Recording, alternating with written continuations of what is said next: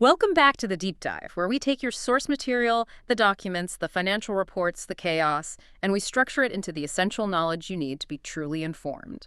And our subject today is a name that has dominated headlines for years, yet remains profoundly and I think intentionally shrouded in mystery.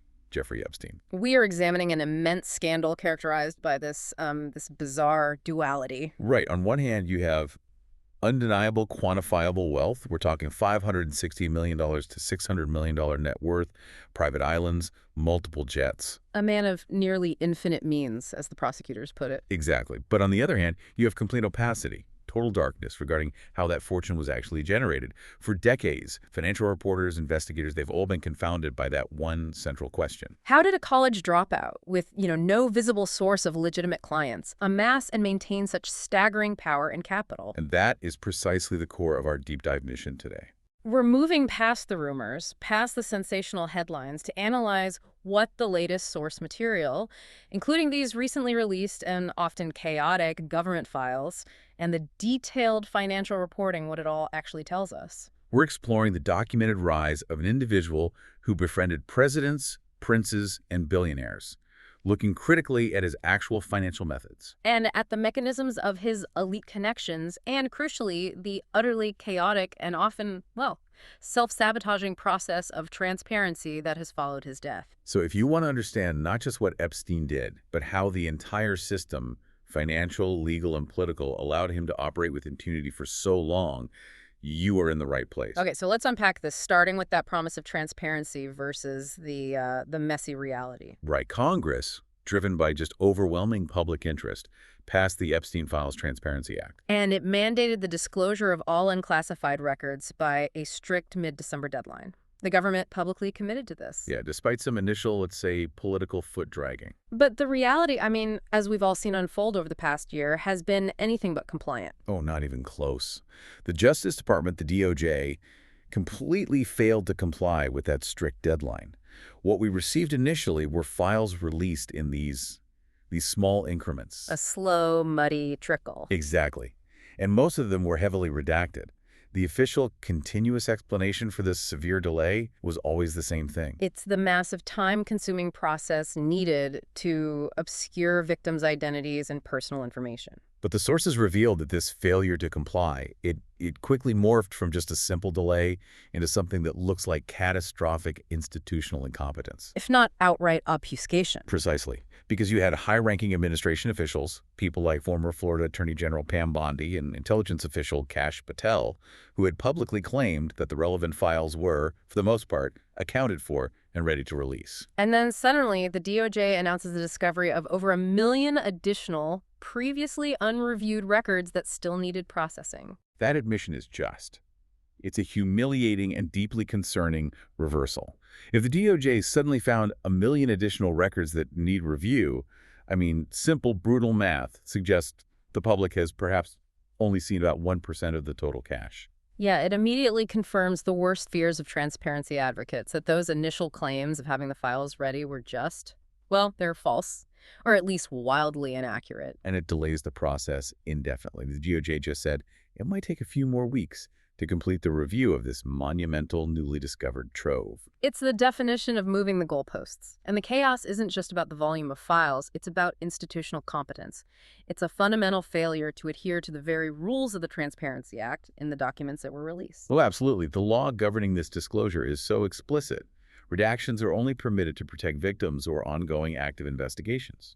And it explicitly forbids obscuring information merely to prevent reputational harm to anyone else. And yet, within hours of the initial document dumps, these technical digital slip-ups proved that the censorship was frequently, maybe even primarily, protecting powerful reputations, not victims. It's almost comical if it weren't so serious.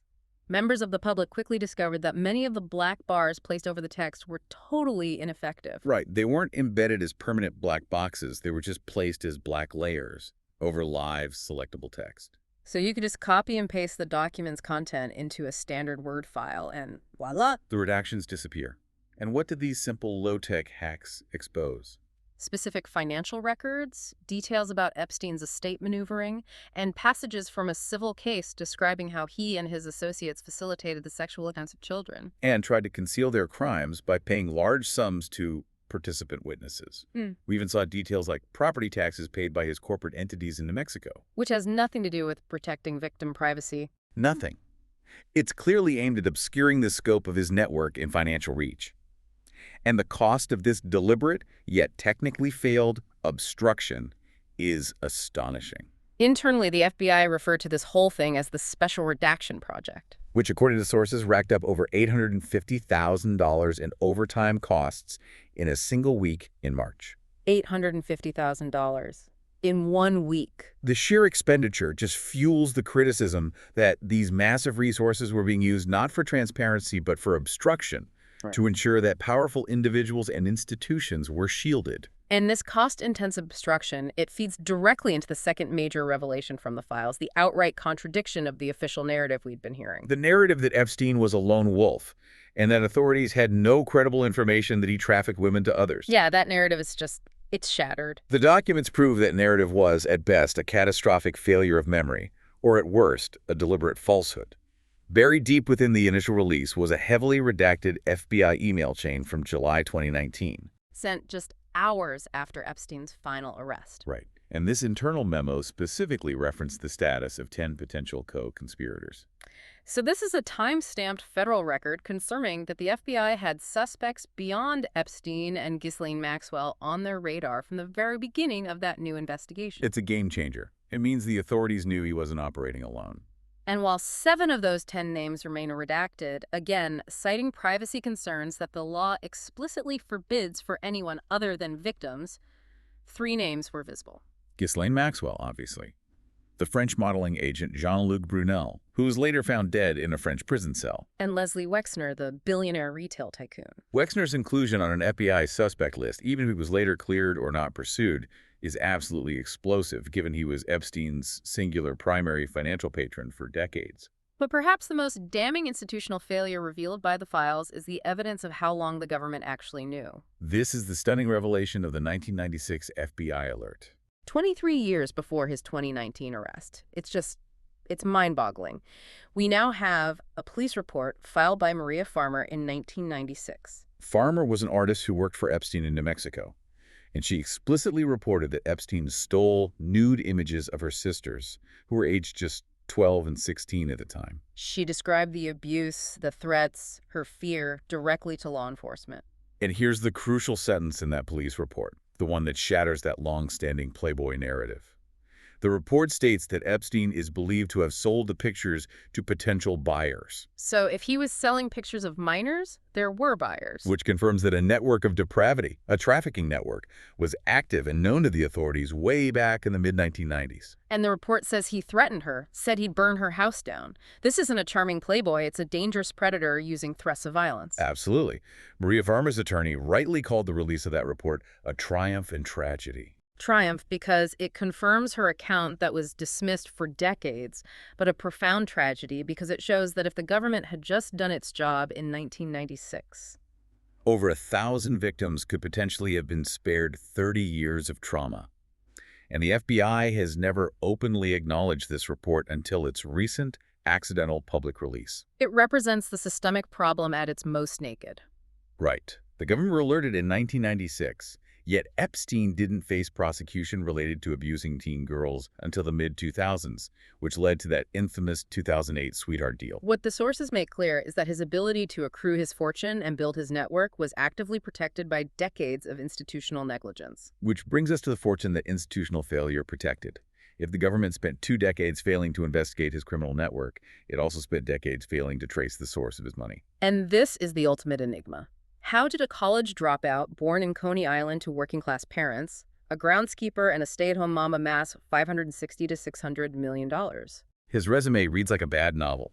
He briefly attended Cooper Union and NYU, dropped out of both, yet routinely claimed to have a college degree, which was false.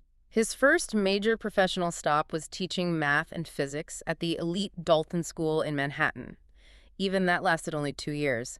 He was dismissed for poor performance. But Dalton was the turning point. He caught the attention of a powerful Dalton parent, Alan Greenberg, the chairman of Bear Stearns, who helped him get an entry-level position in 1976. And here's where the suspicious, almost vertical rise begins. He became a partner at Bear Stearns within 4 years. I mean, that is an almost unheard of ascent, especially for someone with no formal financial training or a college degree. But just a year after making partner, in 1981, his career at Bear Stearns ends abruptly. Right. According to testimony given to the SEC during an insider trading investigation, he was let go for a few reasons: lending money to a friend for stock, irregularities with his expense account, and alleged rumors of an affair. Though he was never charged with wrongdoing. Never charged. And that established a clear pattern: gain access to elite institutions, leverage that access without transparency, and exit just before real legal trouble can emerge. So after Bear Stearns, he launches into this mysterious world of wealth management, creating the illusion of being a financial wizard with this incredibly exclusive client list. And his operations were utterly opaque. Right. He claimed his firm only accepted accounts worth over $1 billion. A claim which was, on its face, just absurd. Completely absurd. There were fewer than 500 billionaires worldwide at the time. In reality, Epstein had only one confirmed major client for over a decade: Les Wexner. The founder of L Brand's Victoria's Secret Bath and Body Works. Exactly. Epstein reportedly earned hundreds of millions acting as Wexner's personal money manager, eventually gaining power of attorney over Wexner's entire immense fortune. The relationship was so close that Wexner eventually transferred ownership of that $77 million Manhattan townhouse to Epstein's shell company for no recorded payment. So this single client provided the entire facade of legitimacy and the vast bulk of his documented wealth. And the public image of a vast, bustling financial enterprise was just constantly contradicted by the hard data. Right. A 2002 corporate filing revealed his firm had just $88 million in shareholder contributions and around 20 employees, not the 150 he claimed in media profiles. The New York Times reporters who dug into this concluded he was selling himself as a financial doctor to the elite, but was actually just a relentless, highly protected scammer whose primary commodity was access. And if you look at the company he kept, the red flags become glaring.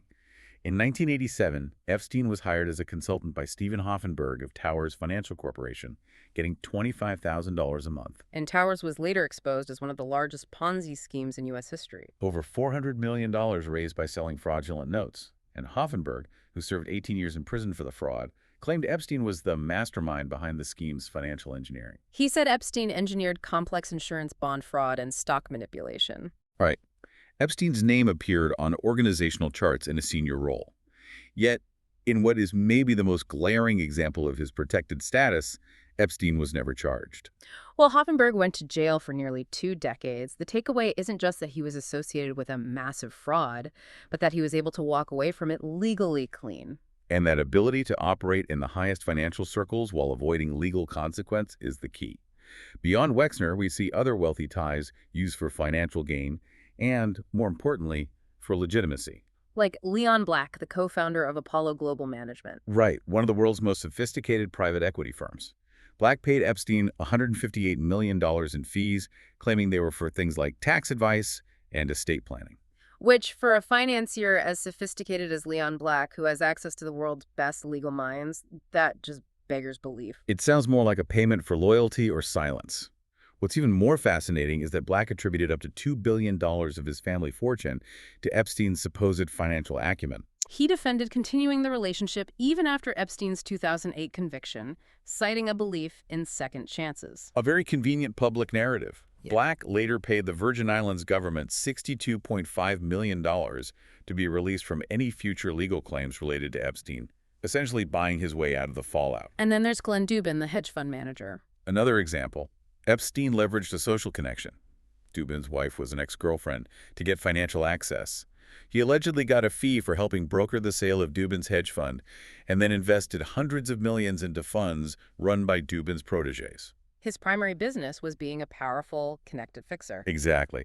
And despite the murky origins, the scale of his opulent portfolio at his death was immense and undeniable. That $560 million to $600 million figure. The $77 million Manhattan townhouse, the $12 million Palm Beach estate, the Paris apartment, and those 2 private islands in the Caribbean. Little St. James and Great St. James, valued at a combined $86 million.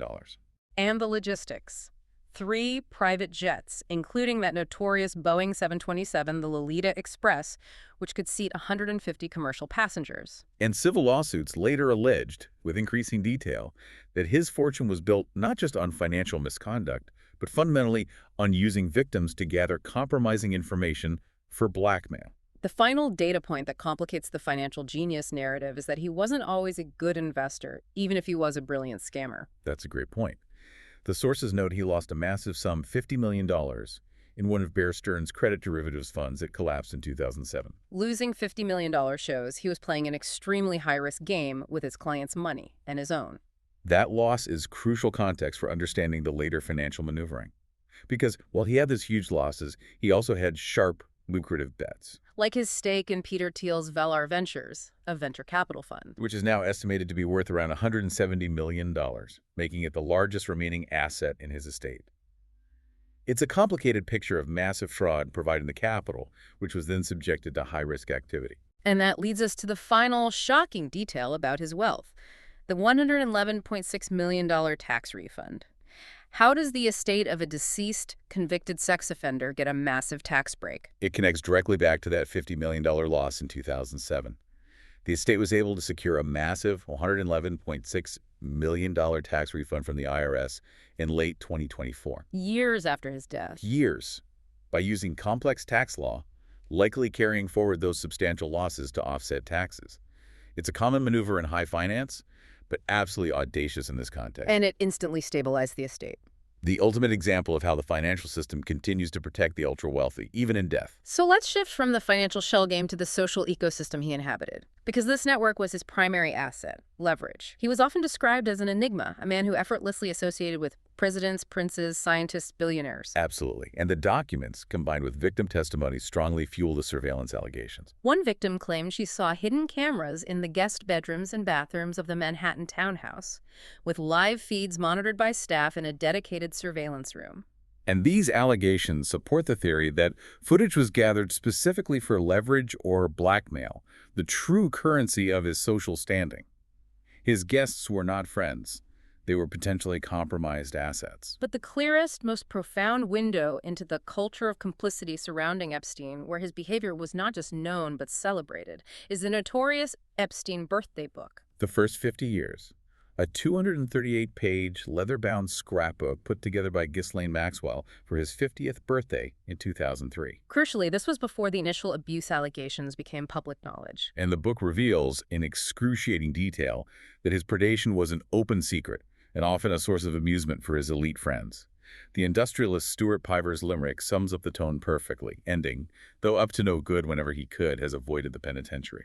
It's not subtle innuendo. It's a clear joke among his friends about his constant legal close calls. And the structure of the book is just bizarrely unsettling. It's divided into theme sections: family, Brooklyn, girlfriends, children, friends, science, and, critically, girlfriends spelled with a hyphen. A subtle but deeply creepy distinction. And let's look closer at the most disturbing segments.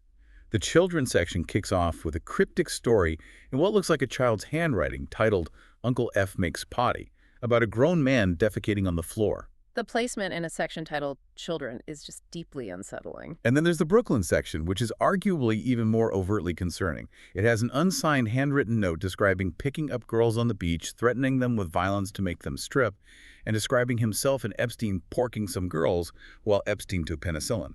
So stories glorifying his youth referenced sexual exploitation and violence, and this was deemed appropriate for a celebratory book shared among the world's elite. The Friends section provides the most damning evidence of that elite complicity.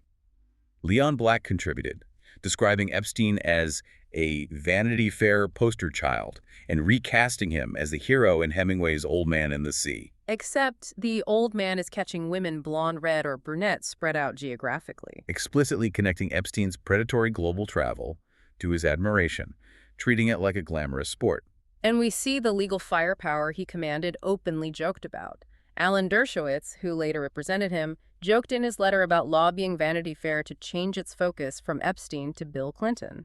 I mean, that's a casual admission that both men were facing serious rumors of sexual misconduct, and they were treating it as fodder for gossip. Terrifying. And even more telling is the direct admission of suspicion from someone outside that inner circle, Bill Elkus, a venture capitalist. He recounted a story about Epstein finding a tall, beautiful blonde in Iowa and admitting, I'll admit to wondering at the time whether Jeffrey somehow arranged the whole episode through some long-distance escort service. So even with those clear suspicions, his elite network remained intact. The utility of his connections outweighed any moral consideration.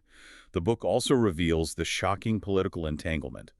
Lord Mandelson, a major British political figure, wrote a 9-page contribution calling Epstein his best pal. And emails later showed Mandelson offering to discuss Epstein's 2008 Florida case with his political contacts, which severely contradicted his later claims of minimal closeness. And we cannot overlook the sheer institutional weirdness of the academic contributors. Henry Rosofsky, the former dean of Harvard University. He commissioned and submitted Tetrance, Prince of Breasts, with a note, "For the man who has almost everything but never enough of these." A former dean of Harvard.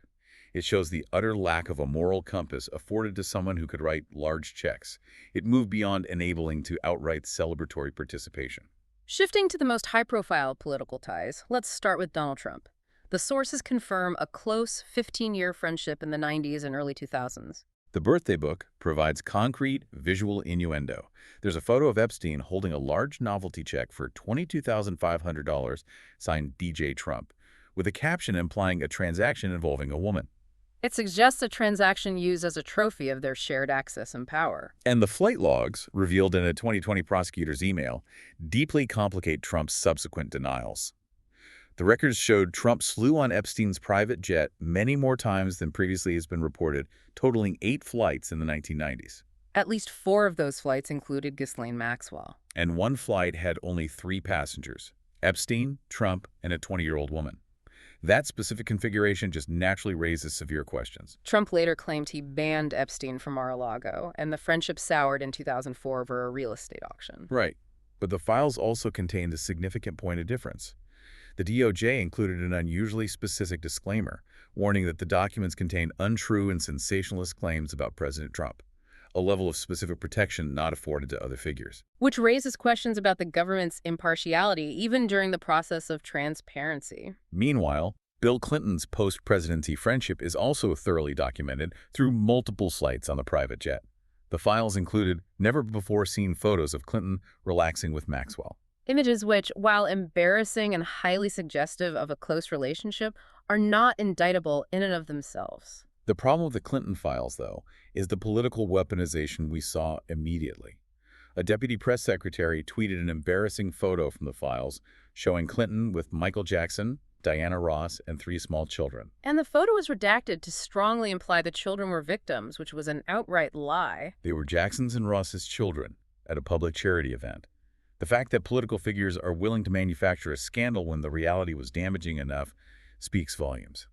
And finally, Prince Andrew. The documents contain what many consider the closest thing to a smoking gun.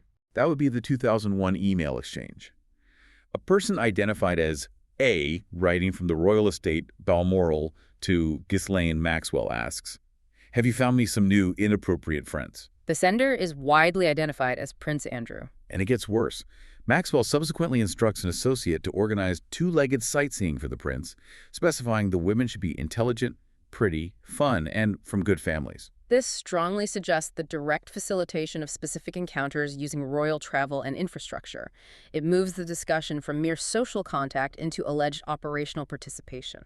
When we look at all these components, the fraud, the celebration of his behavior, the institutional negligence, the entire saga illustrates the incredible power of wealth and influence to secure protection. And that protection peaked with the infamous 2008 Sweetheart Deal. That non-prosecution agreement, struck with then U.S. Attorney Alexander Acosta, allowed Epstein to plead guilty to lesser state charges, despite a federal investigation involving at least 40 teenage girls. The consequence was minimal: 13 months in a county jail with work release. And crucially, the deal was kept entirely secret from the victims. A direct violation of federal victims' rights laws. Acosta later offered a public justification for the deal that speaks volumes. He cited concerns about whether a jury would believe Epstein's accusers, noting the perceived legal border between trafficking and soliciting prostitution. And he explicitly stated that the public would likely view survivors differently today due to changes in social awareness around victim shaming, implying that at the time his victims were seen as less credible. The fact that Epstein was represented by a legal dream team that included Alan Dershowitz and Kenneth Starr just underscores the level of legal muscle deployed. And it wasn't just money that bought this defense. Dershowitz's documented efforts to pressure a hedge fund manager into making good on a loss for his investment, using Wexner's millions as leverage, reveals a direct line between Epstein's financial manipulation and the legal favors he later received. When Epstein died in jail in 2019, the legal labyrinth intensified around his fortune. Just 2 days before his death, he transferred all his known assets into the 1953 trust. A standard, sophisticated asset protection mechanism. Its primary purpose was to shield beneficiaries and distribution from public view and avoid the lengthy public process of probate court. While an extensive victim compensation fund was eventually established, over $164 million paid out, there was a severe catch. That catch was that recipients were required to sign broad releases, waiving future claims against the estate or any related individuals. Essentially, his estate was attempting to buy legal silence and finality. And the handling of the estate continues to reveal shocking details, particularly with that massive $111.6 million tax refund from the IRS. As we discussed earlier, that refund, secured in late 2024, instantly fortified the estate. So this huge refund, secured years after his death, changed the estate's outlook from potentially shrinking to now reporting assets of $131 million, including $50 million in cash. And that doesn't even account for the market value of his largest remaining asset. The stake in Peter Thiel's Valar Ventures, estimated to be worth around $170 million. The fact that the IRS would issue such a massive refund to the estate of a known sex offender raises serious questions about the financial systems that continue to operate in favor of the super wealthy. The aftermath also continues to focus heavily on Ghislaine Maxwell, currently serving a 20-year sentence. And she is fighting aggressively for freedom. She recently filed a pro se habeas corpus petition, which challenges the legality of her detention. The fact that she filed a pro se representing herself suggests either desperation or a strategic move. She's asking for immediate release based on claims of constitutional violations. Her lawyers have also argued, unsuccessfully, that the continued release of grand jury materials would prejudice her chances for a fair retrial. With the Supreme Court rejecting her final appeal attempt in October, all that's left is speculation. Speculation that a presidential pardon or commutation might be her best shot at release before 2037. The question of whether she knows enough secrets to purchase her freedom remains a constant shadow. Okay, let's zoom out and synthesize what this massive cache of source material truly tells us. When we look at the entire arc of Epstein's life, the financial schemes, the bizarre celebratory birthday book, the political denials, and the catastrophic institutional failures, what stands out is the sheer audacious hypocrisy of it all. He operated with complete, joking transparency to his inner circle, yet total opacity to the outside world, especially concerning the origins of his hundreds of millions of dollars. The narrative we see documented is one of systemic protection that transcended political affiliation and regulatory barriers. The failure wasn't just the leniency of the 2008 plea deal. It was the active, documented negligence of the 1996 FBI report. His ability to operate, even after being exposed as a fraudster and predator, was bought with credibility leveraged from people like Wexner and favors engineered with money and influence. This confirms that his true wealth was less about financial investing genius and more about being a relentless, ruthless scammer who successfully embedded himself so deep within the establishment. He made himself too difficult, too connected, and too useful to fail or be prosecuted effectively. He wasn't a ghost in the machine operating in the shadows. He was a predictable, if grotesque, product of the machine. Precisely. And that brings us to the core issue this deep dive exposes about the elite infrastructure of this country. The true, definitive source of Epstein's fortune, how he generated hundreds of millions of dollars with no formal clients, a fraudulent resume, and a history of Ponzi schemes, remains shrouded in secrecy. Hidden behind trusts, sophisticated legal maneuvering, and literally millions of unreleased government documents. And that inability to trace the origin of the wealth is perhaps the most damning indictment of all. It is. If the systems designed to track wealth, regulate finance, and administer justice, the IRS, the DOJ, the FBI, the SEC, could not or would not definitively answer how a college dropout, repeatedly caught in fraud schemes, amassed hundreds of millions of dollars. Well, what does that say about the legal and financial immunity afforded to the nation's most powerful elites? The enduring opacity around the origin of Epstein's wealth is the smoking gun that confirms this entire system is rigged for the most powerful, allowing criminal fortunes to be built and critically maintained even long after the central figure is gone. That is the question we must leave you with. How many more fortunes are out there built on the same protected opacity?